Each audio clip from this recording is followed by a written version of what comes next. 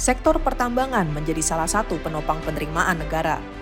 Pada 2024, Kementerian Keuangan mencatat realisasi penerimaan negara bukan pajak sektor energi dan sumber daya mineral mencapai 269,6 triliun, melampaui target hingga 115%.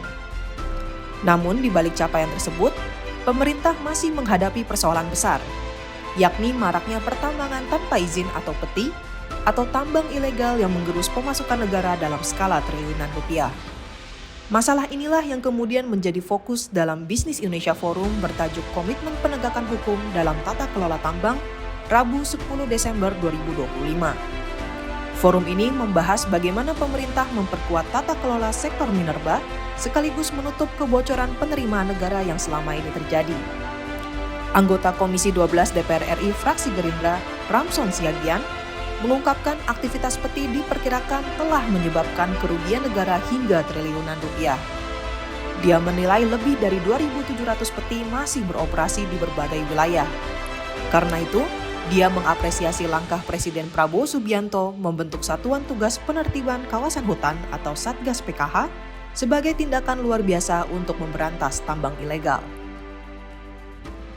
Ini tadi kalau disebut hanya sekian puluh triliun, ratusan triliun, ribuan triliun ini sudah habis dari tambang-tambang ilegal ini. Yang namanya ilegal sudah ribuan triliun. Makanya saya sangat hormat sama kebijakan Bapak Prabowo Subianto melakukan tindakan extraordinary, yaitu dengan membentuk Satgas PKH dan juga tadi Satgas Halilintar. Ini sebenarnya tindakan ekstraordinari.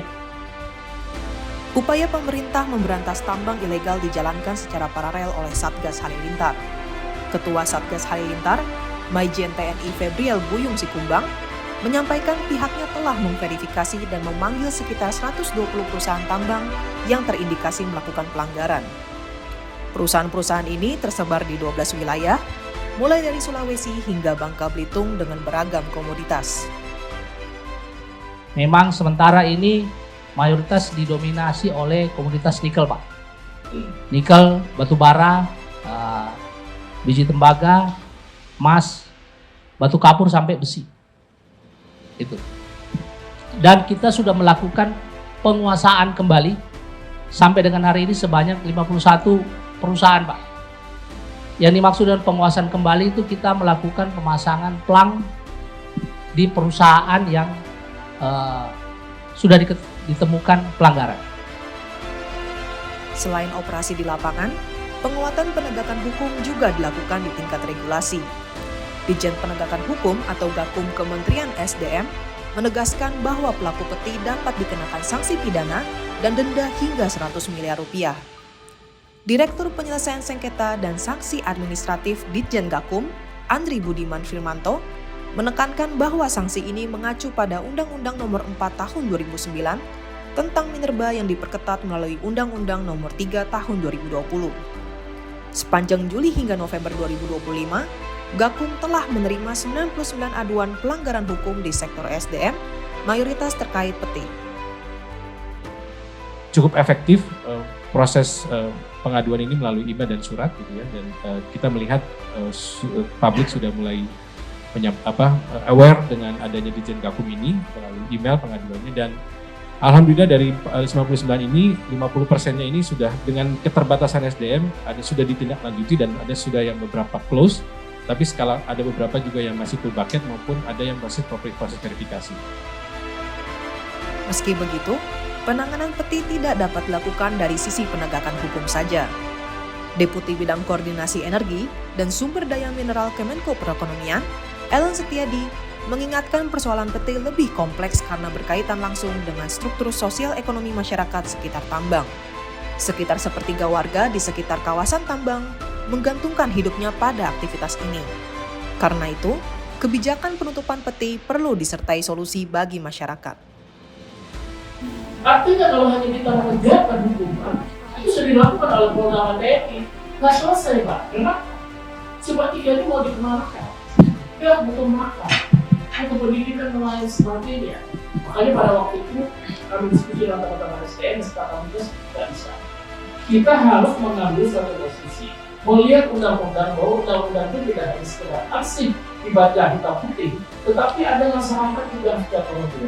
Karena kami setuju, terima kasih Pak Baru waktu itu mengambil inisiatif. Dampak peti tidak hanya merugikan negara, tetapi juga pelaku usaha legal. Wakil Ketua Umum Perhimpunan Ahli Pertambangan Indonesia atau Perhapi, Resvani, menjelaskan bahwa peti yang beroperasi di dalam WIUP atau Wilayah Izin Usaha Pertambangan Aktif jelas merugikan pemegang izin resmi, baik dari sisi cadangan hingga kewajiban lingkungan.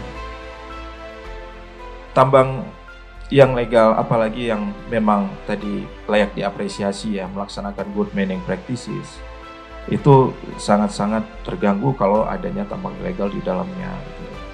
Bagaimana tidak? Pertama, dari sisi cadangannya berkurang. Yang kedua, dari sisi kewajiban lingkungan, itu kalau ada bukaan bukan tambang ilegal itu yang harus bayar reklamasi dan penutupan tambangnya. Pengamat kebijakan publik Trubus Rahadiansyah menilai penegakan hukum sebenarnya telah memiliki instrumen lengkap. Namun, pelaksanaannya sering tidak optimal karena praktik kong kali kong di daerah. Menurutnya, peran pemerintah daerah sangat penting untuk memastikan regulasi pusat dapat berjalan hingga tingkat akar rumput. Artinya undang-undang sudah ada, tetapi kan selama ini ketika sampai di daerah, itu mereka sudah berkolaborasi atau dalam tanda petik kong kali kong konspirasi dengan elit-elit daerah. Melalui diskusi ini, para pemangku kepentingan sepakat bahwa pemberantasan peti memerlukan pendekatan yang lebih menyeluruh. Menggabungkan tindakan tegas, tata kelola yang lebih kuat, solusi sosial bagi masyarakat, hingga optimalisasi peran pemerintah daerah. Dengan langkah yang terintegrasi, kebocoran penerimaan negara dari sektor minerba ke depan diharapkan dapat diminimalkan secara signifikan. Adapun dalam forum ini, turut hadir juru bicara Satgas PKH Barita Simanjuntak, serta Asisten Deputi Bidang Pengembangan Mineral dan Batubara Kemenko Perekonomian Heri Permana.